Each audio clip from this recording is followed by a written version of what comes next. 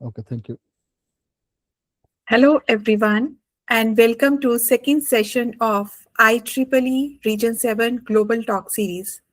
We are thrilled to connect with researchers, technology enthusiastic newcomers across the region and around the world.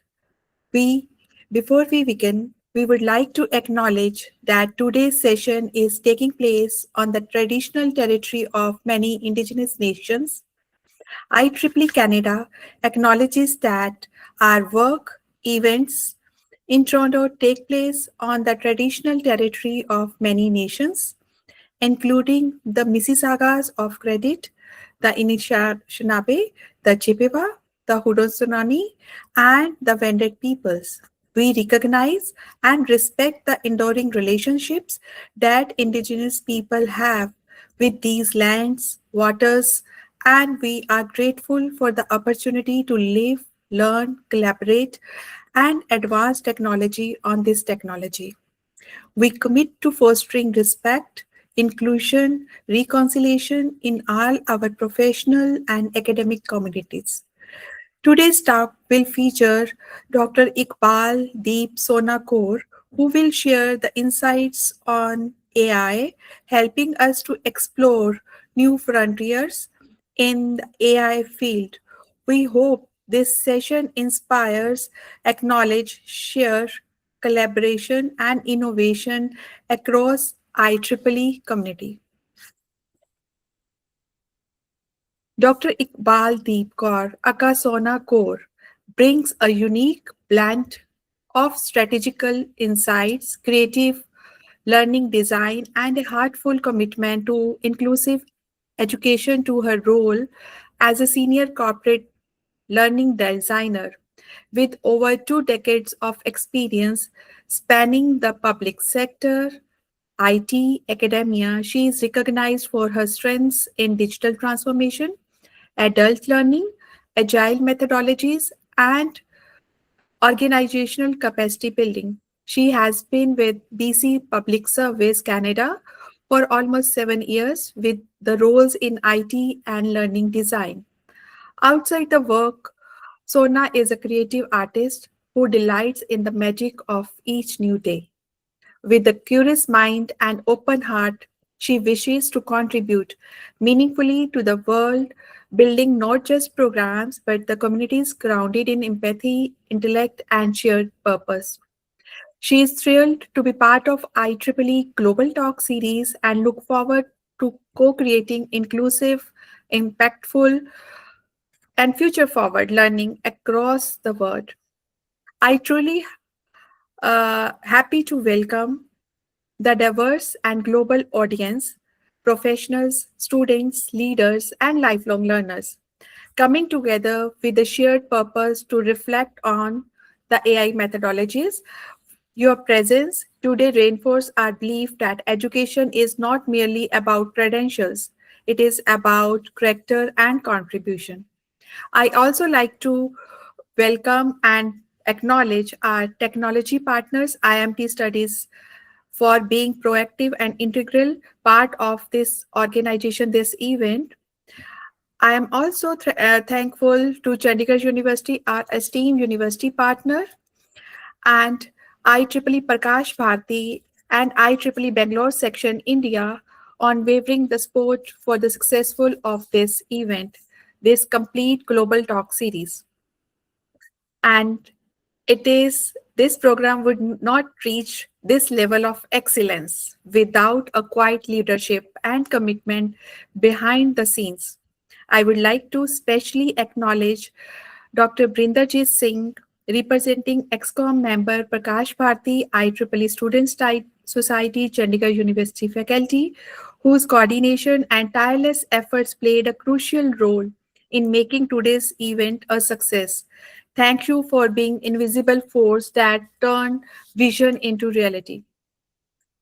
Regarding the IEEE public policy note and photography note, we will take we will be taking screenshots or and group photographs during the session to capture glimpses of this global talk series for all IEEE documentation. In the line with IEEE photography and public communication policy, participants who don't wish their images to be published are requested to keep their cameras off during the session. Your comfort and consents are our priority. And before moving forward, a quick housekeeping note for the participants. A feedback form will be shared towards the end of session. You are requested to complete that feedback form before quitting this webinar series. So over to you now, Dr. Iqbal Dipkar. Thank you so much. Are you able to hear me all right? Yes, perfectly fine. Perfect. Thank you. Thank you so much, Dr. Inderpreet, for that warm introduction. I'm truly honored.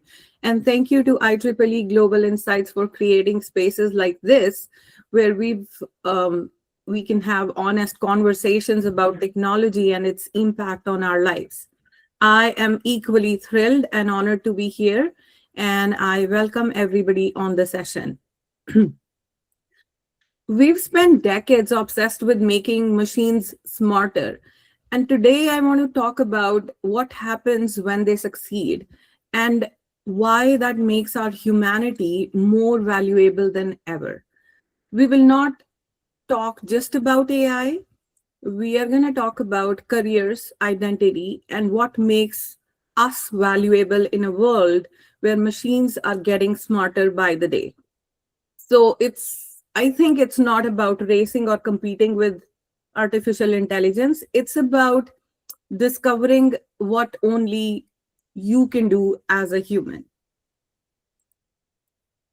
I want to begin with gratitude and humility by acknowledging that I'm joining you from the traditional territories of Lekwangan speaking peoples, also known as Songhees and Esquimalt nations.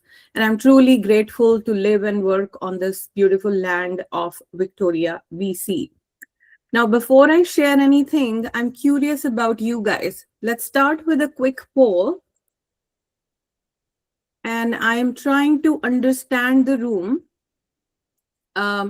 If you're done with typing one word in chat about what comes to your mind when you hear of the word AI, maybe next thing that you can do is look at the poll if you see that somewhere in your poll and respond to that question and let me know who's in the room today. Are you a student, somebody who's a new professional, or an experienced curated professional, or somebody else? I just want to understand where we belong to so I can draft and curate my thought process and my talks based on the audience I have in the room. I'm going to give you a few seconds or a minute to do that poll. And once I see the results, we'll move forward.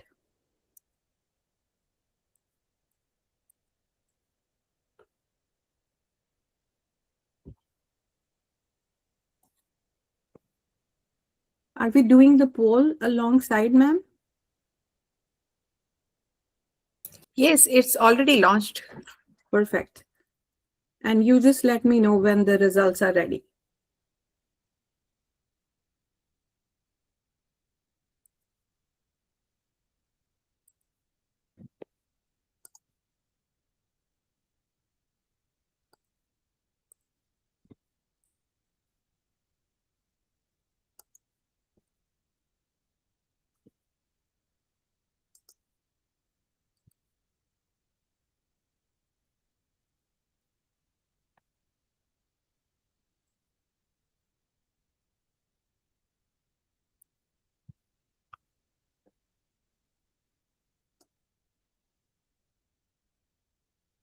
Are you seeing the results there? Yes, ma'am. 50% are the students and 50% is the professionals. Perfect. That gives me an idea of who I am talking to. So thank you for that, Dr. Birinderji. So I see that there are half of you are students and a few others are professionals. Well, wherever you come from, I'm hoping that you get benefit of the session today, where I am going to contribute with what I think about technology versus human wisdom. So let's move on. And, I want to tell you that I've been speaking about AI and studying artificial intelligence for over a decade now. And I've watched it evolve from those early automation tools to the generative systems that we use today. But the biggest lesson that I've learned about artificial intelligence isn't actually technical, it is deeply personal. When I first came to Canada, I thought I had everything figured out. I had been a professor in computer science engineering in a university in India, and I had a PhD degree and many other international certifications. I was the one training students on research, intellectual property, IT, and whatnot, job interviews. So I was confident and I felt accomplished. So I genuinely believed how hard it would be to find a job in Canada. It would be easy. And then the reality hit. Suddenly, my intelligence did not translate. I started applying for jobs in Canada, and I thought I was doing very well in the interviews. My answers were structured, logical, including all the details. And then the email would respond like, no, unfortunately, you weren't the successful candidate. So again, you apply again, all of the hard work for another interview, but again, no. So after a few rejections, something shifts inside you. For the first time in my life, I wondered, am I not good enough? And I can tell you, that's not a comfortable place to be. So I took a job as an overdue collection officer in a government call center. And that's a funny story. My first call, you ask, the client thought I was a scam caller. I was being polite, very polite, academic polite as I was. And a colleague pulled me aside and said, you are government, come on. You need to reinforce and you need to have that reinforce and have that compliance in your tone. And I remember thinking, reinforce? Are they talking about reinforce machine learning? Apparently not. I was too soft, and it didn't stop there. And then one day I had a call with an indigenous client, and I panicked. Not because I didn't know the policy, but because I didn't know cultural context. I did not want to say the wrong thing, and I did not want to sound insensitive. So those moments stayed with me. It wasn't only about the knowledge or intelligence I had, it was about those cultural nuances or things that I wasn't exposed to, nobody taught me, like how to network, how to ask about how's the weather today, do the small talk, how to say no with a full stop, how to say I disagree politely, how referrals and networking can matter more than what is there on the resumes. So, in short, I want to say I had intelligence, but I didn't yet have context or cultural wisdom. And that realization was actually humbling. And you fast forward to today, I work as senior corporate learning designer in the BC Public Service and have been there for almost 6, 7 years now. And I've been leading important projects like, awareness sessions for AI at work and whatnot. And I've been on multiple hiring panels. I help others grow their careers. But looking back, my biggest lesson was skills can get you noticed, but wisdom gets you trusted. Success is going to be about having that systems thinking and understanding how systems work. And now something interesting is happening. What immigration done to me, AI is now doing to everyone. So What is this AI that everyone is talking about? It is everywhere. And here's the truth, it's not new. You've been using artificial intelligence for years without even realizing it. Right from the spell check in MS Word to Netflix recommending your binge-worthy show, it's all AI. If you've ever used voice assistants like Siri or Alexa, AI again. So by the time you go to bed, you've interacted with multiple artificial intelligence systems quietly working behind the scenes to make your work easier, faster, and more personalized. I use AI every day, all the time, at work for my personal use. It's powerful. AI can now write for you content, it can design images, it can design structures, it can code for you, it can summarize and analyze, it can also screen resumes. Artificial intelligence is extraordinary at intelligence. It can process patterns, it can predict outcomes, summarize those massive data sets that we've been doing. um, it can operate at a speed and scale that no human can match, and there's no denying that fact. Let me let us do a fun activity here where I ask you, I'll read you what is there on your screen one by one, and let's figure out if this is something that humans have write or artificial intelligence has written. So this is something that depends on how actively engaging you are with the system. So please make sure you're able to type in chat either H for human or AI if you think it is written by either human or artificial intelligence.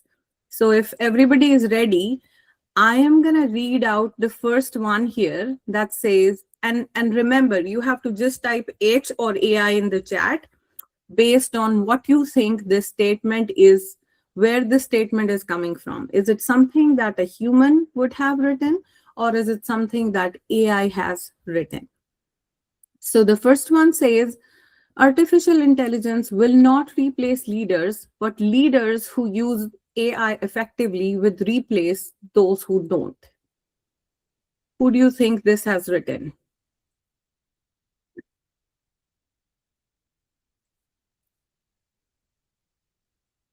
All right, I see some H's coming.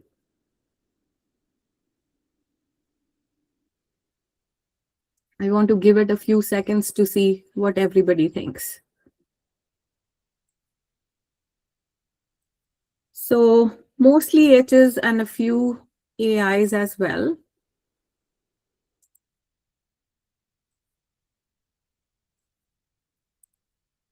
So that's artificial intelligence. You see how polished it sounds and how confident it is. Move on to the next one. During the interview, I realized halfway through that I was answering the wrong question. I continued anyway, and that was my mistake. Is it a human or AI?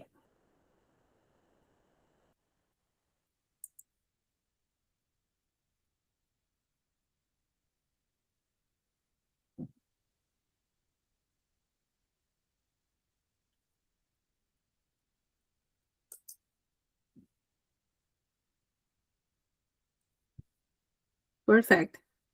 You got it. It is a human.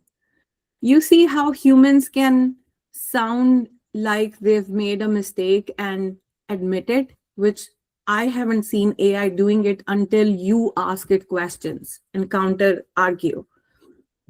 The next one says, while large language models demonstrate impressive capabilities in probabilistic sequence prediction, they remain fundamentally constrained by the boundaries of their training data.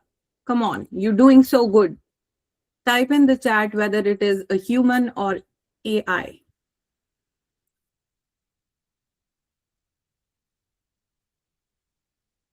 Perfect.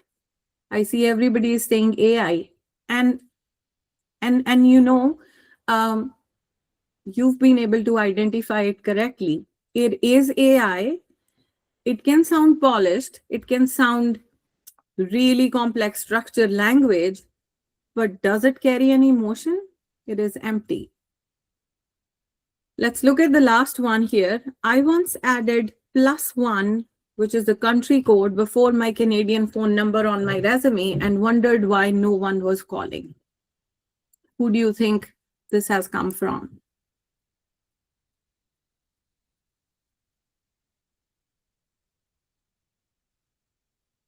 I like the responses coming in. Grammarly checked by AI, but written by human. Yeah, that's another one.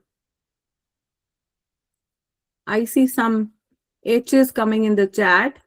Looks like everybody thinks, most of you think that this is human. Let's see. Yes, this was human, and that was me making mistakes.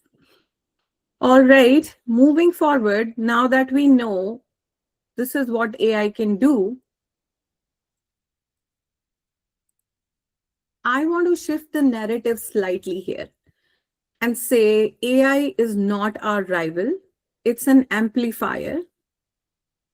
Think of it like a microscope or a telescope, and it magnifies what already exists. For example, if there is bias in the system, the data is biased, it's going to scale it up. If there is fairness in the design, AI will scale that too.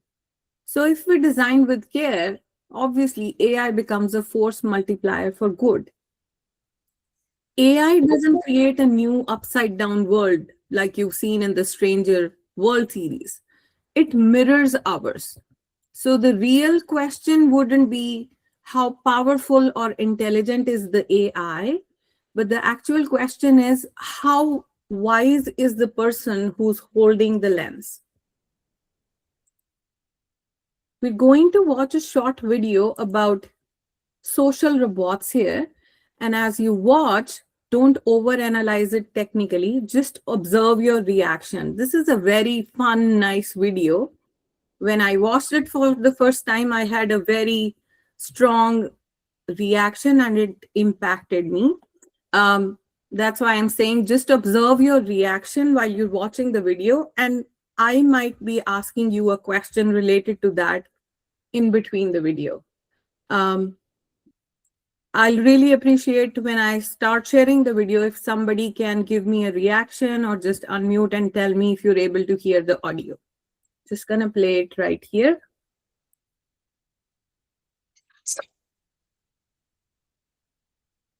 Are you able to hear the sound?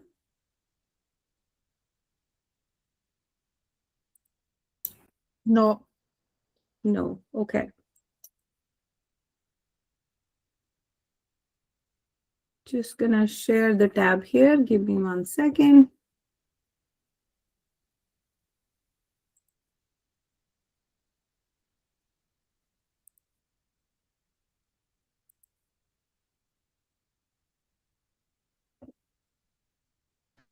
You hear it Social now? robots are robots that are intentionally. Can somebody confirm if you can hear it right now? Perfect. Okay.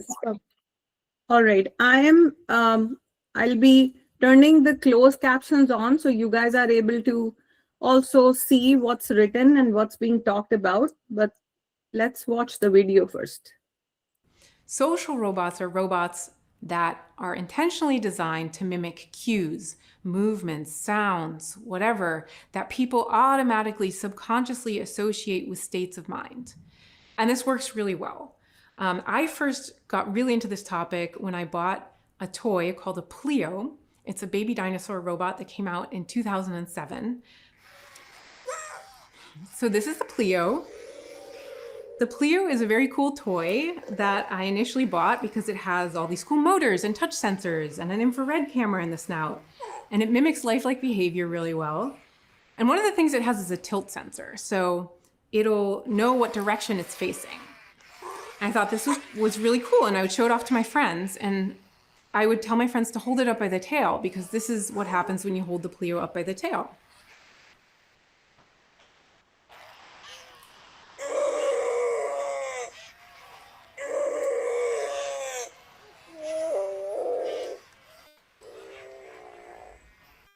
It mimics pain and distress. So I would show this off to my friends, and some of my friends held it up for a really long time and watched it squirm, and that started to make me uncomfortable. I realized I would ask people to put it back down and say, "That's enough, put him back down," and then I would pet the robot to make it stop crying. And that was really interesting because I knew exactly how the robot worked, and I still felt compelled to comfort it. So that sparked a curiosity in me. And fast forward a few years, I did a workshop with my friend Hannes Gosselt at a conference called LIFT in Geneva. We took 5 of these baby dinosaur robots, we gave them to 5 groups of people. We had each group name their robot and play with it, interact with it. We had them do a little fashion show with the robots where they dressed them up in pipe cleaners and construction paper, just so that we could personify them a little. And then after about 45 minutes to an hour, we unveiled a hammer and a hatchet and a knife, and we told them to torture and kill the robots. Now, this turned out to be pretty dramatic. We obviously wanted it to be dramatic, but it turned out to be more dramatic than we expected it to be. We had initially thought, okay, there's probably going to be a split of people in the room. Some people are going to say, oh, so what? It's just a robot. So I want to stop here and ask the audiences we have in the room, if you were one of the participants in the workshop there, what would you do? If you were asked to interact with the robot, the baby dinosaur robot, Pleo, that you just heard about, and it was personified with you interacting with the robot for more than an hour, and then you were asked and instructed to kill the robot with a hatchet, what would your response be if you were one of the participants there? Would you say, and you can type in chat whatever you feel like, would you pick A, which is like, okay, I'll kill the robot, it's anyways a machine, or B, no way, you wouldn't kill anybody? What would your response be? I'm just curious. A poll has been launched. Perfect, thank you.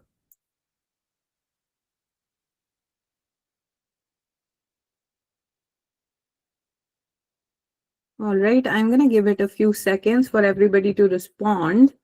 What do you think they would do if they were in a situation where they had to interact with the robot, which is a machine, but also mimics human behavior, crying when it is held by the tail upside down and making noises, and you were able to personify it, interact with it, naming your own robot, and then do a fashion show, and then towards the end of the workshop you were told and instructed to kill it? Would you do that, or would you say no way? I think the poll answers are both the same, meaning the same. Kill the robot, it's just a robot. No way, kill the robot, it's just a robot. Okay, but anyways, I want to know what people are responding. You can type in chat, everybody. Yeah, okay. If the I poll isn't think working, mic is also open. Those who really want to communicate, those who want to interact, they can interact with the ma'am. yeah, that's going to be awesome if somebody is brave enough to unmute themselves and talk to me and let me know their thoughts around what would they do. I'm really curious. Come on, you got to be a volunteer. Anybody. I won't be able to kill it. One student coming from Chavi Machanda. Right. Thank you, Charvi. Charvi said I wouldn't be able to kill it. What are the other thought processes going on based on the video? I think we can shift our mic to Preeti. She is one of the very active and interactive participant of this series. Over to you, Preeti, if you are hearing us. Could you please share your feedback? Good evening, ma'am. Good evening. How are you doing, Preeti? I'm doing great. Happy to see you after a long time. Mhm. Like in the last, Google Meet we met, and this is the second Google Meet I attended. Myself, Preeti Mishra. I'm working with IIMT Studies. That is International Institute of Management and Technical Studies. So the question was asked: if you were one of the participants, then what would you do with the toy? Uh, See, it's just a toy, and I feel I will kill the robot. Uh, there are more things in the world on which we should focus instead of focusing on the toy. So I think I'll kill the robot.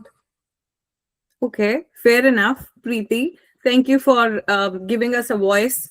Thank Otherwise, too, we had one voice saying they won't be able to kill it, but you're like, it's just a toy. We can kill it. That's okay. All right. Anybody else who wants to volunteer? Thank you, Preeti, for your answer. Anybody else who wants to share their opinion and thought process around it? My thought process. So, Iqbal ma'am, I think I will not able to kill that toy because at the back of my mind, as subconscious mind, we are getting, you can say, emotionally attached, little bit, not more Mhm. than that. So, uh, unnaturally, I think it is a non-living thing, but at the end of the day, we are emotionally attached, like just like a 5-year-old child or a 10-year-old child. Child is always in our mind. That's why I wouldn't able to kill that toy. Awesome. Thank you for sharing that. Yeah. So you develop some emotions for a toy or a child. You start looking at it like that, and you empathize, and you're like, I am not Mm. able to kill it. Preeti said it's just a toy, she can kill it. Preeti, I'm gonna come back to you and ask a follow-up question if you're okay and comfortable answering to me. Are you okay, Preeti? Sorry to put you on spot. Yes, ma'am. I'm okay. Perfect. So let's change the scenario a little bit and ask you, what if you're now in a situation where the toy, the robot toy, has, it has become uncontrollably destructive, and it is working with the target objective of killing your sibling right away in that moment, and you don't have any support there. Would you be changing your mind to kill the robot then? Come again. So I'm saying, um, and this is a question to everybody, not just Preeti. I'm saying you said you were initially going to kill the toy, but if the situation changes where the toy becomes, let's talk with first scenario first. Let's say the toy becomes overly sweet and mimics all of the human behavior and is really helpful as an assistant to you, doing all of your house chores, mopping and cleaning up and cooking and all of that. Would you kill the toy then? Uh, no. No, because it's helpful, probably. And Yes. Virinder, yeah, yeah, go ahead, Preeti. Sorry, I cut you off. But still, it's a machine, Mm-hmm. uh, and I will use it for doing my household chores. But still, I'll think for it because there is no particular time frame up till when it will work, and so like I'll think over it. This is my perspective. Yeah, yeah, and that's fair. That's what we are trying to listen to, different perspectives, diversity. Thank you. I'm going to come back to you, Birinder, and ask you, if the scenario changed and it becomes uncontrollably destructive and is aiming to harm your family member, kill your sibling, would your decision change? Yes, definitely. Okay, so in that case, you're ready to kill the robot right away. Grabbing or a very fast stance. Okay. And that tells me brilliantly about how humans work, Mm. right? How human brains work, how our minds work. So I'm going to let you watch the video, the rest of the video, and then tell you what is it that I want to reflect on. And some people are going to have more of a problem with the violence. And we wanted to ratchet up the violence and see how the split in the room changed. And instead, everyone just absolutely refused to even hit the baby dinosaur robots. We finally had to threaten to destroy all of the robots unless someone took a hatchet to one of them. And this poor guy volunteered, and we all stood in a circle around him. And he brought the hatchet down on the robot's neck, and people kind of winced and looked away. And then there was this half joking, half serious moment of silence in the room for the fallen robot. So we've heard the voices here, and they were diverse voices, which is wonderful. If you remember, whatever you chose, yes or no, notice something important. Your choice of decision wasn't based on your programming language course or the circuits that you've learned. It was based on your values, your emotions, or maybe whether or not you found out it's useful for you. So congratulations, you just demonstrated human behavior, that empathy, that judgment. That is what we are built with by default, which machines aren't. Machines can just simulate their responses, but humans can feel consequences, and that matters. That is what I wanted to have you reflect through your choices here. Thank you. And also remembering that intelligence is not the same as wisdom. I'm just gonna share my other screen here and see if, sorry, I might have to change my screen.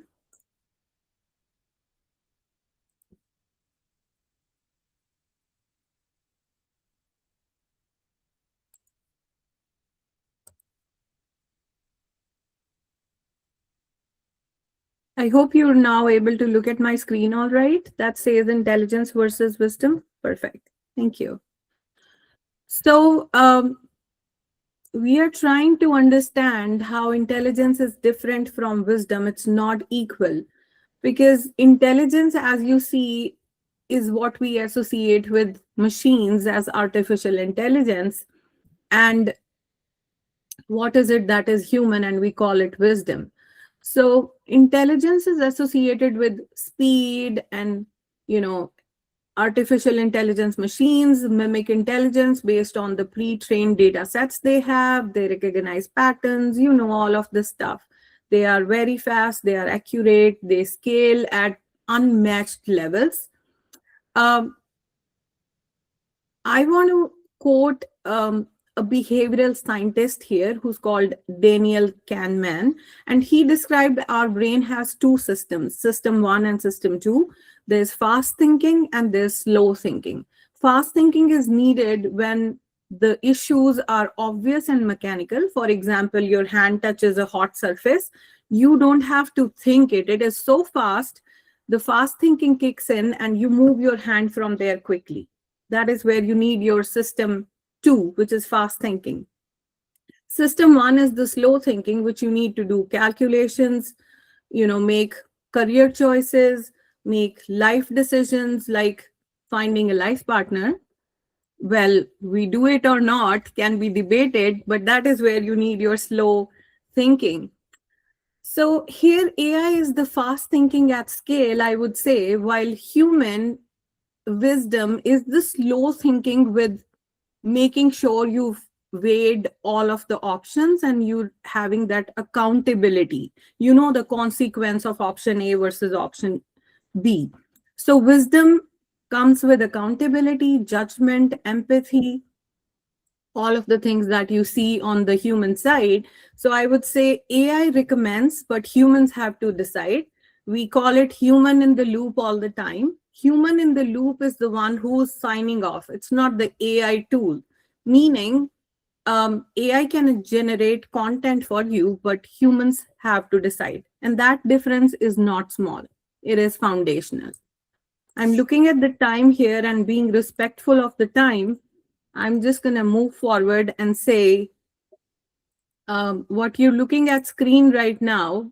Let me bring in something from popular culture. There's a movie called Her, and there's also a Bollywood movie made with the same theme where a man falls in love with an AI assistant. So it listens perfectly, it responds thoughtfully, and it adapts emotionally, giving you ideal answers, what you want to hear, because you trained it based on your preferences. But does it understand heartbreak? So I want to say simulation is not lived experience, and that distinction matters deeply, especially for engineers, educators, researchers, and students like you. Remember, you cannot program or code the weight of a heartbreak or the nuances of a culture. And now let's address the elephant in the room. The question, or should I say the debate of the century, will AI replace humans? Here's the honest answer. Yes, it will replace parts of what you do. It will automate, it will draft faster, summarize quicker, detect patterns, but it will not replace your cultural judgment or ethical accountability. It will not replace trust. Short answer to this question is no. That's not how computers work, and it's not a Hollywood sci-fi movie. But will it displace your work? Yes, it sure will. We're going through a major shift in technological advancement, just like when the internet came or when the smartphones came. It's powerful. AI is powerful. It still struggles with understanding emotions or thinking creatively and solving complex human problems. So, the smarter the AI becomes, the more important your wisdom becomes. That's what I want to say. I look at the time here and it's 6:43. Is it okay for me to go through the remaining slides? I have left with a couple of them now. Are we doing okay with the time? Yes, we can do. Perfect. The slide that you're looking at helps you on how to prepare when AI is getting smarter. So you see all of the things which are human. Invest in what machines cannot replicate easily. Ethical reasoning, cross-cultural intelligence, having a very clear, concise communication, ability to hear and adapt and convey your message with the emotional context, judgment under ambiguity, and that big picture systems thinking that your brain can do, human brain can do, versus AI cannot do that. So I would say let AI handle mechanics and you master meaning. Because when I moved countries, I thought I needed to prove my intelligence. But what I really needed to grow was my wisdom. And I needed to understand the context and needed to adapt without losing who I am. Because AI never faces rejection. You do, I do. And that builds something powerful. Experiences like leaving your comfortable space, whether you're going from home to another city or immigrating to a new country, that is your edge. That makes you who you are today. And I think I tried to create a future proofing kit here, because jobs don't come from resumes alone, they come from trust. And having those connections where you network weekly with people who are experienced is important for newcomers, even whoever and whatever, wherever you are in your life career, or whatever context you have to identify your unique light of skill and shine bright with that. Like I said, let AI compress and summarize that information. You should be able to interpret the consequences and the meaning of those options.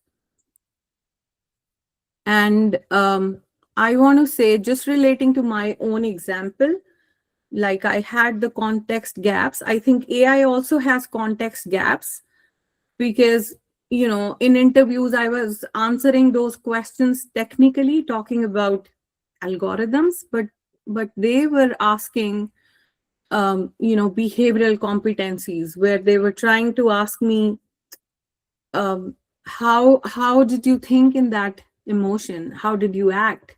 How did you respond under pressure? So if I use that machine learning language, I would say I was trained on the wrong target variable. And that's what happens in AI systems too. When your objectives are incomplete, outcomes will be flawed. So bias is often not malicious, it's the incomplete context. But it is the wisdom that brings the context awareness.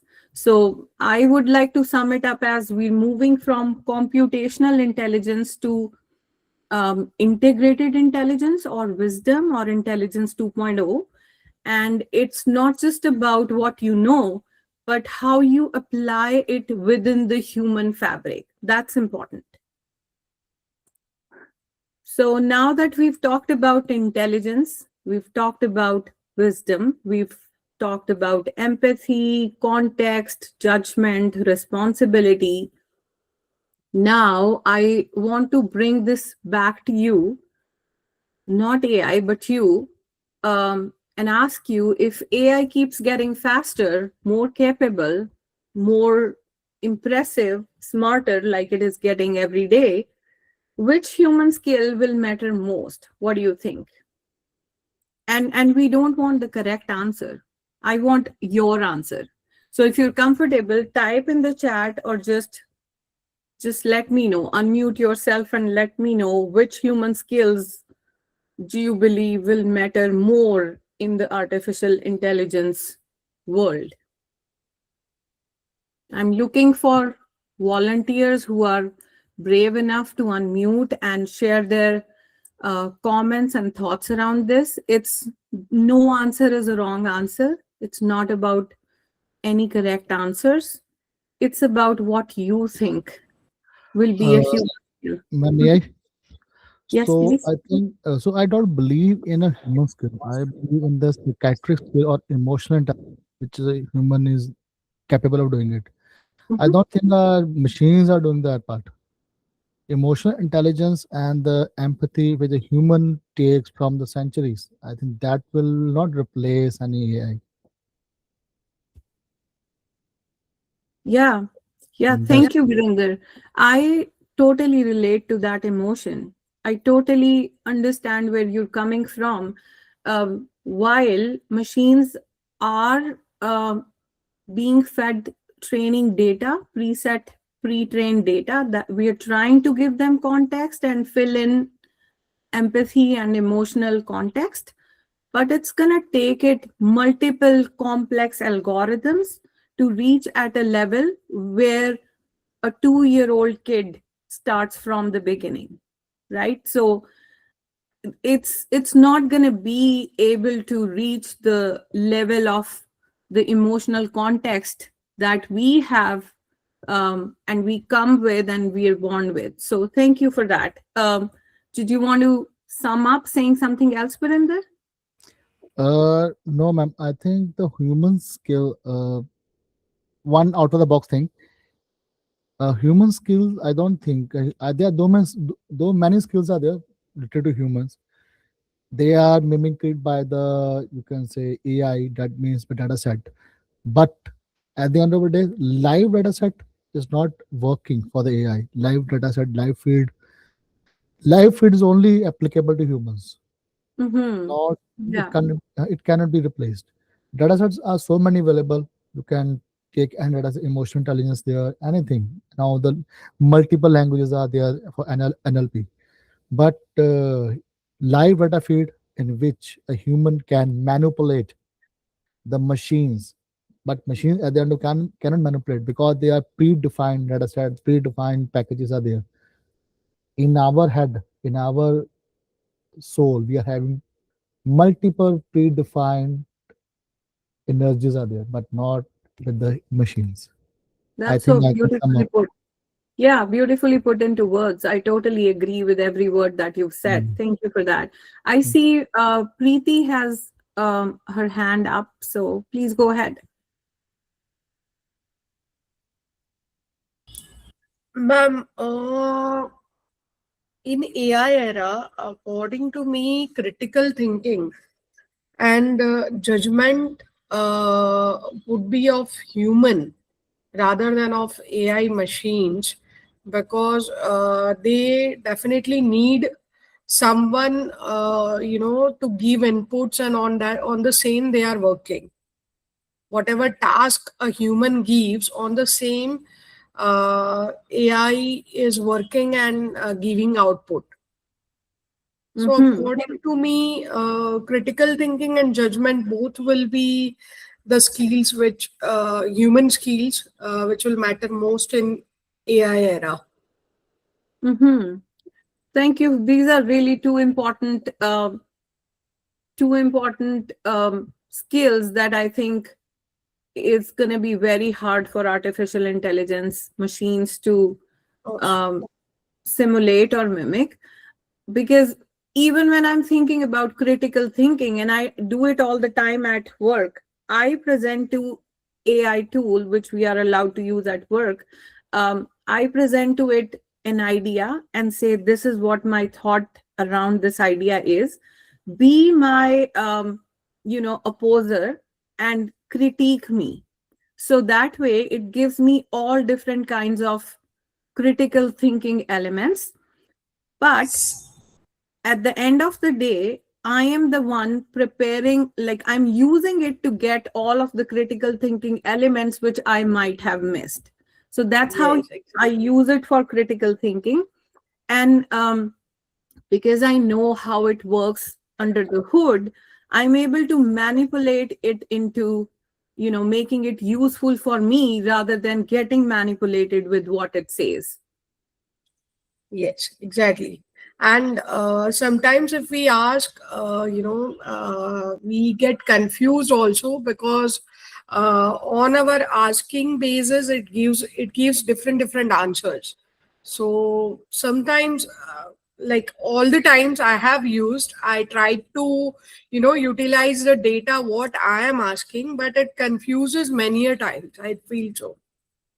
Right, right. Yeah, thank you. Wonderful discussion. That is what we were looking forward to. Are there any other voices that want to share? Any other human skills you believe will matter most in this AI machine learning era, where generative AI comes forward as being magical and people are awed by how AI is being a magic stick everywhere, while that is not true if you keep working with AI. So, if we don't have any other voices, I can move forward. And so, human skills that can matter in this era would be critical thinking, as you've heard, some communication skills, emotional intelligence, resilience and adaptability, like I said, accountability, ethical judgment, all of that. And so your task today is to go back home and figure out what is it that I can work on myself, polishing that human skill so that AI cannot outdo me. And I want to leave you with this quote. I really found it really, really impactful. Take a few minutes to read it and let that sink in.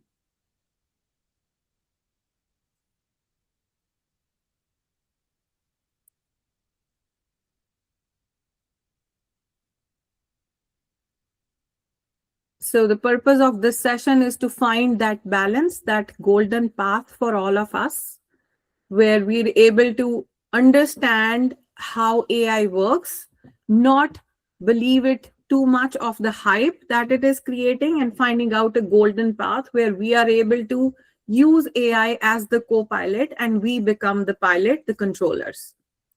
Borders can limit geography, and wisdom is the one that crosses them. So I want to say your accent, your journey, your lived experience, your struggles, your pain points, where you come from, what you've been through, those are all not your disadvantages. They are the evidence of resilience. And that is wisdom. In the AI age, the winners won't be the most automated people, they will be the most human ones. So in a world that is crazy and racing towards artificial intelligence, may we not neglect human wisdom. Optimize with AI and lead with wisdom. Thank you. And I'm happy to take any questions or comments about AI, career, or anything. And you might also be looking at the poll where you want to share how do you feel after the conclusion of this session. Um, if there are any comments, any thoughts, please feel free to unmute yourself and put it out in chat. I do have my email here if you want to ask any questions later on the email. With this, I wrap it up here. Thank you, and over to you, Dr. Inderpreet. Thank you. Thank you so much, Dr. Sona. So it's time to share now the feedback link. I hope Dr. Prinder has already shared it. Over to you now, Yes, Prinder. thank you. Thank you, Indrapreet ma'am. Thank you, Iqbal Deepkar ma'am. So I think today's session is wonderful, which give us the insights about how AI can't replace the human wisdom. So at the end of the session, I want to thank Iqbal Deepkar ma'am. I think at that moment, what's the time at that time at Canada? So I come It's from Victoria and it's 6:57 a.m. Early 6:57 morning on a early weekend. morning. Thank you, ma'am. So thank you so much, ma'am, for the morning session from Canada and evening session from India, ma'am. So this session will give us the thing within ourselves, which tools we need to adapt, and which tools we need to not to adapt for our academic careers and for our future perspectives. Thank you so much, ma'am. So I really believe I think most of our students are there in our session. I want to say to students, communication is just like a prompt. The prompt you are giving to yourself, to the AI, is same giving to you, which you need to do in the next coming few years, which will give you rise in your career, which will give you rise in your personality. That's I want to say. Thank you, ma'am. Thank you, Indrabi ma'am, for the wonderful session. Thank you, everyone, for joining. Thank And you, don't ma'am. please don't forget to give the feedback. And this feedback is essential for us to keep this energetic sessions coming up in the next months. So I want to share one more thing. So for the next sessions, let me share. So on 28th March, we are another having a session navigating Canadian work and career opportunities by Umana Asmin. She is alumni from University of Toronto. And today, one more wonderful things are going to happen. So one more session now. Indra ma'am and Snehalata is giving to a podcast will be live soon on the YouTube and other channels. So best of luck, ma'am. So on this note, I'm going to end up the session and thank you for joining. Do not forget to give the feedback form. So that's more essential for us to give you certificates. Thank you so much. So thank you everyone Thank you for for joining. joining us. Thank you. Thank you. Amazing. Thank you for having me. It was such a pleasure. Um, thank you. I'm looking forward to listening to the podcast. All the best. Yes. Thank you. Take care. Thank you. Bye. Bye now.